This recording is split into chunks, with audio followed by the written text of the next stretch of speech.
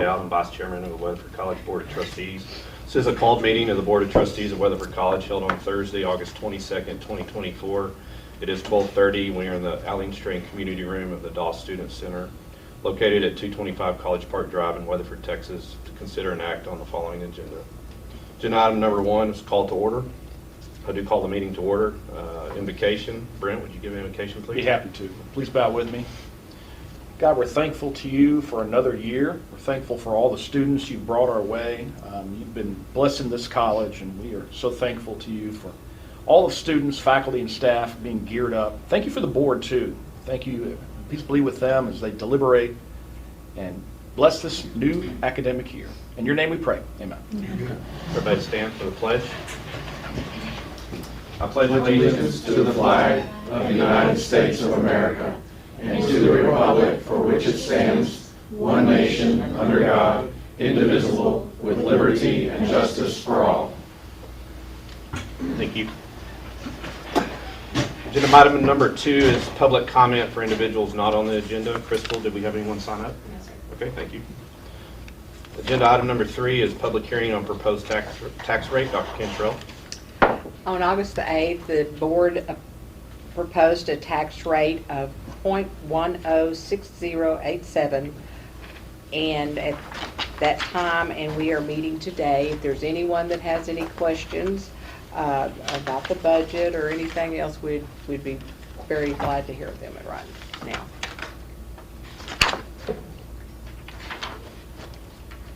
I believe agenda item number 3, the Texas Property Tax Code Section 26.05 requires a public hearing Yes, sir. relative to the tax increase for any citizens that wish to speak, and I'm assuming there is no one signed up, correct? Okay. All right, thank you. Agenda item number 4 is consideration and possible action, adoption of the 2024-25 budget, salary structure schedules, and approval of contract employees. Dr. Cantrell again. The proposed budget was presented to the board last month, or on August 8th. At this time, revenues and expenditures total $87,152,104. We're recommending at this time, I know that you received a salary structures and schedules for the fiscal year, the administrative faculty hiring schedule, administrative professional pay structures, classified personal pay structure, and an overload adjunct pay structure, and the 2024-25 contractual employee listing. Are there any questions?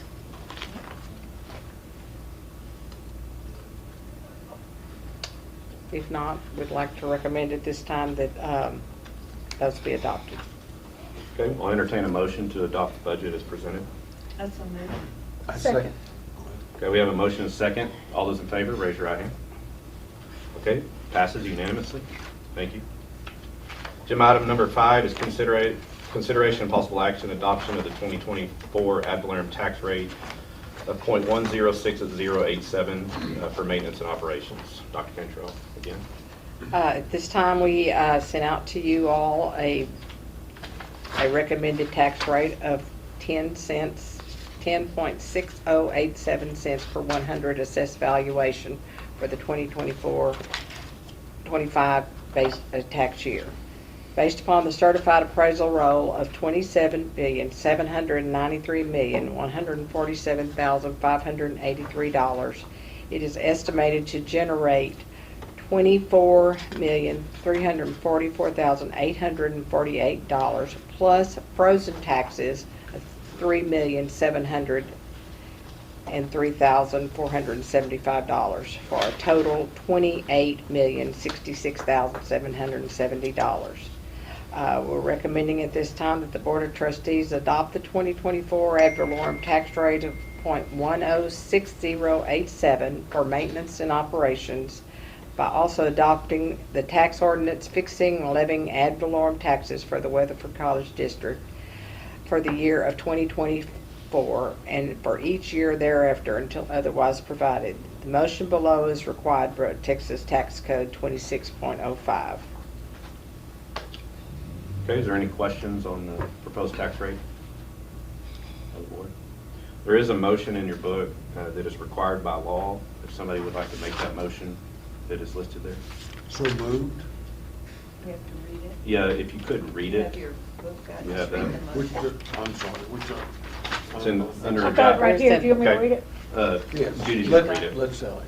I move that the property tax rate be increased by the adoption of a tax rate of 0.106087, which is effectively, effectively a 2.22% increase in the tax rate. Okay, we have a motion. Do we have a second? Second. Okay, we have a motion and a second. All those in favor, raise your right hand. Okay, it's approved unanimously. Thank you. All right, agenda item number 6 is reports. President Farmer. Thank you, Mr. Chair. We have our friends from Hilltop Securities, Inc. here to talk to us today about the possibility of our next tuition revenue bond. Just as a reminder, that is the way that we financed our recent Vicki and Jerry Durant Hall, as well as our emerging technologies and workforce building, which uses student tuition as collateral rather than tax dollars. And so at this time, it's my pleasure to introduce Jason, and I'll let you introduce your colleague and kick off your presentation. Dr. Farmer, thank you so much. Again, I'm Jason Hughes with Hilltop Securities. I'm a senior managing director in our Dallas office. With me today is my partner Tanya Haskins, managing director. She is also in our Dallas office. And so Vice Chairman Dowd, board members, it's a pleasure to be here. Thank you so much. We look forward to this relationship with you and with the college. So thank you. What I'd like to do, as Dr. Farmer said, we have been in discussions with Dr. Cantrell, and the Weatherford College team as far as what a potential financing looks like. And so there's a couple of aspects that I'm going to hit on here before talking a little bit about a preliminary plan of finance. One of the nice things about today is there's no action required, right?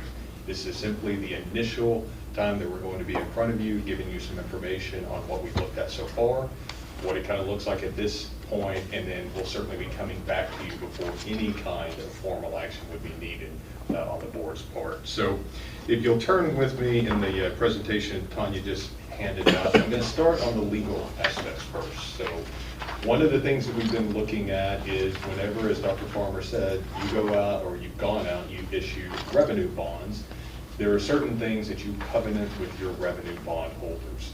And so you basically tell them, if you buy these bonds, here are the covenants that we will abide by for the life of the bonds, and taking into account not only the existing bonds, but new bonds as well. So your revenue bonds are secured by pledged revenues. And as you can see there in that first, the upper portion, that includes, among other things, the pledged tuition fee, as well as the auxiliary enterprise fund system revenues. There's other fees involved there, so that makes up the pledged revenues. Again, that's the security that you provide to bondholders. Within that, there are two primary covenants that you have with them. The first one's the rate covenant. Effectively, what that says is you will levy sufficient rates to provide a 1.2 times coverage factor on your maximum annual debt service. A very simplistic example, if it's $1 million of maximum annual debt service, then you have $1.2 million of pledged revenues available to cover that. So it's security for your bondholders, and it does provide a little bit of a cushion. The other part of that covenant is if you dip below that, then you have told them we will raise that up. So you, again, always have that security pledge for the life of the bonds. So that's the first one. The second one takes into account new debt as well. It's called the additional bonds test, or the ABT. And so what we're simply trying to do here, what we have told investors that we will do, is that our pledged revenues will cover the average annual debt service of existing bonds plus any new debt, okay? So, and that's a 1.25 times test. Those are the things that we're looking at as far as the pledged revenues, because again, whenever we go out and we look to sell the debt, those are the two covenants, two primary covenants that we're going to have to meet. So we talk about the pledged revenues at the bottom of page 1. I'm actually going to circle back to those here in just 1 minute. If you'll turn with me to page 2. The second main component within the overall finance plan is, as Dr. Farmer said, you have 3 issues outstanding. And so as you can see here on the bottom half, we show the annual debt service. Nice thing is it's 24, since we're still in fiscal year 24, we showed the full year. You've actually paid off all of that debt service. Your payment dates are 2/1 and 8/1, so that debt service has been fully made. So as you can see, moving forward 25 through 33, it's relatively level. 34 through 42, relatively level. Capacity for more debt where stair steps down. Okay, and so you can see the stair step there. What we're going to do is any new revenue bond issuance that we would sell, we would effectively layer that on top of the existing debt. And we do that for two reasons, two main reasons. One, it helps meet those covenants that I just went through. Two, by doing that, it gives you the most capacity you have possible within those covenant constraints, right? So we're able to get as many dollars as possible for the projects that the college wants to undertake. So that's the second portion. So let me go through, this is, and it's really a preliminary plan of finance. Again, this is not set in stone. What we're trying to do right now, what we have spent a significant amount of time doing is going through identifying those new fees. And as you can see, in spring 2025, you have a new fee of $250 that's coming on. You've also had other fee increases and tuition increases that were approved in March of this year, if I'm not mistaken. So you've already seen some of the benefit, or starting to see the benefit of that. One of the things that we're trying to do is to make sure that as much as possible we can get 100% of any fees. We can get the benefit of 100% of any fees that you're raising.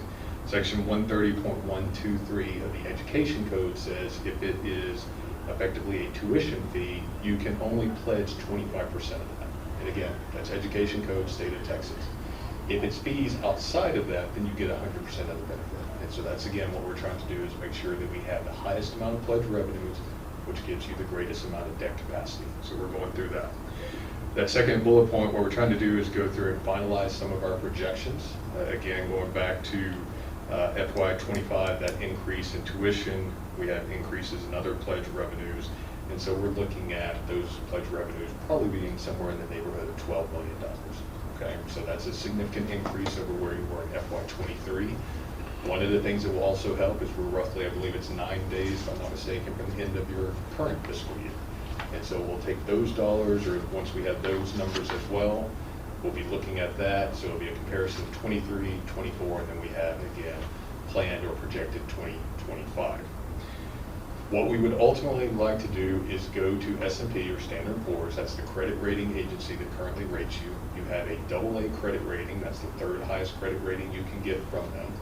They actually upgraded you in August of last year from an A+ into the AA category, which is fantastic. A 2-notch upgrade is what they gave you. Again, third highest overall. What we can do with them is we can go and request an indicative rating. And what that means is we simply go to them and say, we have these 2 to 3 to 4 financing scenarios we would like for you to look at, and we would like for you to give us your assessment on where the credit rating will fall, given these set of assumptions. And so what it simply does is, since we're talking about, in relative terms, a large amount of financing, maybe upwards somewhere around $100 million, that's going to take those coverage factors that I talked about, that additional bonds test, that's going to take it down to right around that 120 to 125 mark, right? If we do, based off of the pledge revenues, based off of $100 million.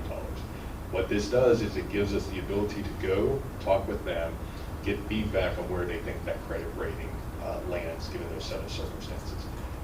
The credit rating is not solely about the debt, obviously. They're looking at other things. They're looking at operations. They're looking at headcount enrollment. They're looking at, obviously, financial performance. All of those things will funnel into that credit rating as they have on your last 3 issues. But again, what this does is, by being able to go and sit down with them ahead of taking any actual deal to the market, is to get some honest feedback from them. That helps us not only kind of know, would there be a credit impact? It also helps us know kind of what that looks like whenever we go out to the market to price and sell those bonds. So that is what we had talked about with Dr. Farmer and Dr. Cantrell. That last bullet point, as you can see there, we are structuring, trying to hit roughly $100 million. That, based off of the projections we have, is probably somewhere between a 1.25 to maybe a 1.4 times coverage. The one thing, and I skipped over one part on Standard & Poor's, one of the nice things about that is Hilltop Securities, where we work, we have an internal credit person, Ted Chapman, who has actually been out to the college with us before. He actually worked at S&P, so we're going to be leaning heavily on him. He'll be helping us put together the information that we'll go through with their rating analysts. So on page 4, let me kind of summarize some of the points here. What we're trying to do is make sure that we maximize those pledged revenues within the state law constraints. We have, again, had a number of conversations with McCall Parker Supporting, which is the college's bond counsel. We do want to make sure that the scope and the schematics fit within state law. State law is very specific about what can be done. In Texas, you have to have statutory authority to do something. If that statutory authority is not there, then you can't. And certainly what we've heard so far from talking with Dr. Farmer and Dr. Cantrell, I think that certainly these items fit within state law, but we just want to be sure. One of the things that we have in Texas is whenever we go and we issue the debt, so we sell it, we come to you, you approve the final terms of it, everything goes down to the Texas Attorney General's office. And his office reviews all public debt issuances in the state of Texas. Used to, it was much more kind of almost my words, not theirs, but kind of a checking the box that, okay, this fits within this state statute, it's good, it's approved.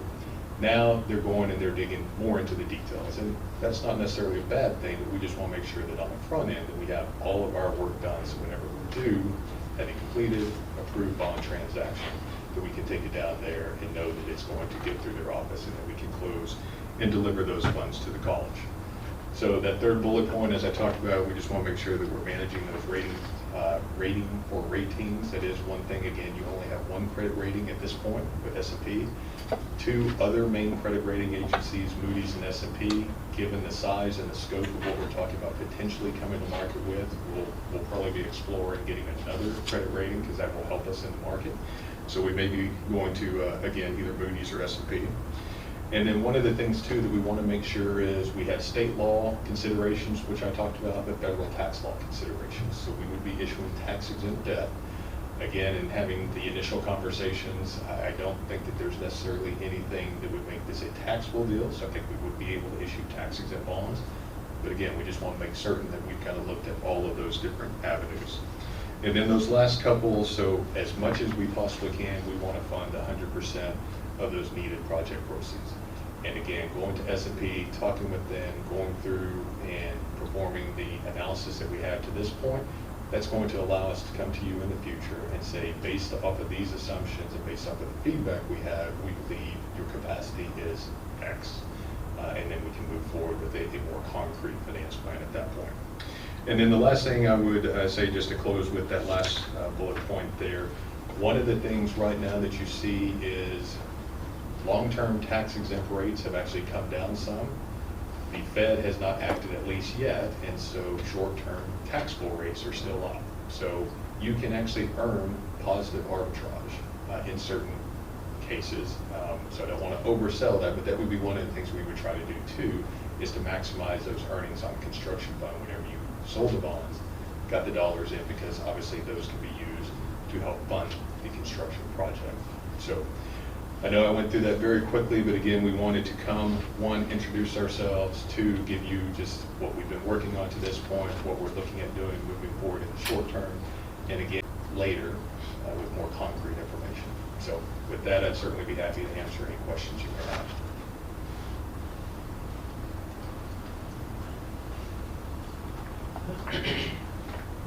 I had a couple questions. Yes, sir. So obviously, a total pledge revenues of 12 million or 12.5 million, and just running a calculation at a 1.2 or 1.25 coverage.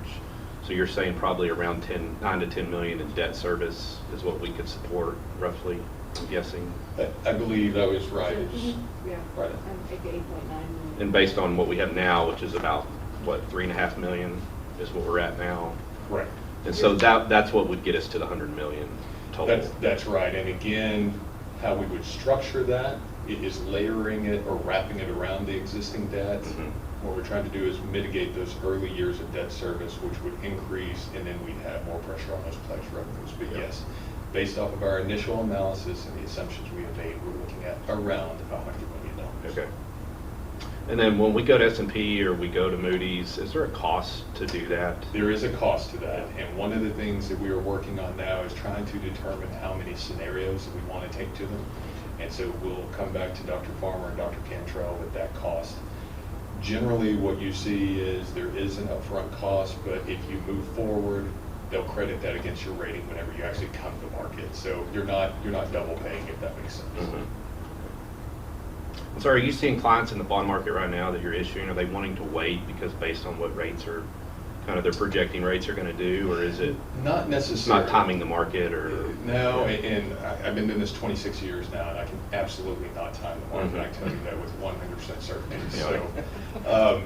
So now, if you look at, I had several deals that priced this week, 20-year deals, which we're looking at a little bit longer term here, but on a tax-exempt basis, they were around at 3.7 to 3.8%. Mhm. So if you think about locking in that cost of capital for 20 years, Yeah. and a lot of times too, especially here in Texas with the growth and what's going on, there's not really the ability to wait. Yeah. So the other thing is, one of the things the Fed is anticipated, as I was reading before I walked out the door, they're anticipating that there could be a cut as soon as September. And they're kind of telegraphing, now whether that's 25 basis points or 50 basis points is unknown at this time. But remember, that's a taxable market, Yep. right? We deal in tax exempt, and so there is movement that correlates, but it's not 100%. Mhm. So again, as far as long-term tax exempt rates, it's been very attractive financing. I'm actually giving a presentation tomorrow. I was looking at it. Rates have come down around 30 to 40 basis points from this time last year. Yep. So a very long-winded way of saying I'm not necessarily seeing a lot kind of waiting for the Fed to act. It's basically the bird in hand versus two in the bush. Yep, sure. Thank you. Anybody else have any questions? Jason, is it premature to briefly let the board know about the parking motion that we may want to bring to them at a later date for their consideration regarding the parking situation and the lot not being immediately adjoined to the structure? So as far as the reimbursement resolution and kind Yes. of, yes. So one of the things that we can do is if you pass what's called the reimbursement resolution, what that simply allows you to do is to go ahead and spend dollars that you have on hand now and reimburse yourself in the future from bond proceeds. And so if it's one of those things where if you have projects that are shovel ready and you want to get started, you can go ahead and do that. And so it's, in some cases, somewhat of a belt and suspender, but it's no cost, and it just makes sure that whenever we do get to the point of actually issuing the bonds, that you can reimburse yourself. So we, like I said, I have the majority of my clients usually pass that reimbursement resolution if they have anything coming up as far as hard construction costs. And we can have bond counsel draft that, have that available as soon as the September board meeting, if you'd like. Does that reimbursement happen on our books, or does it happen on the bond keeper's books? That is on your books. On our books? Yes, sir. So if you went out, and this is again a very simplistic example, but if you went out and expended $1 million for some kind of hard construction costs, and we issue debt 6 months from now, then you basically can just say, we're going to take this $1 million and we're going to put it back in the fund that we took it from. So, Thank you. yes, sir. All right, anything else? Anybody? All right. Thank you for your presentation. We Thank you. appreciate it. Thank you. All right, agenda item number 7 is closed session, so we will go into closed session at this time. It is 12:53. And we do, yeah, so we ask everybody to leave the room for closed session. Yep, thank you guys.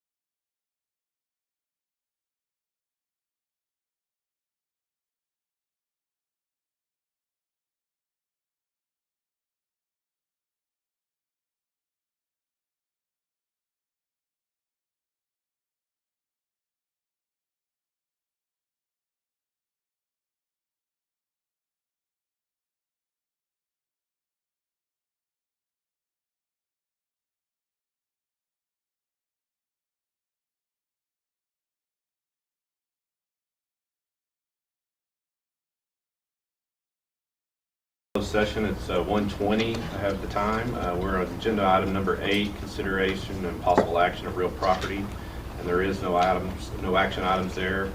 Agenda item number 9 is consideration possible action, appointment, employment, evaluation, reassignment, duties, discipline, or dismissal of a public officer or employee, and we do not have any action items on that as well.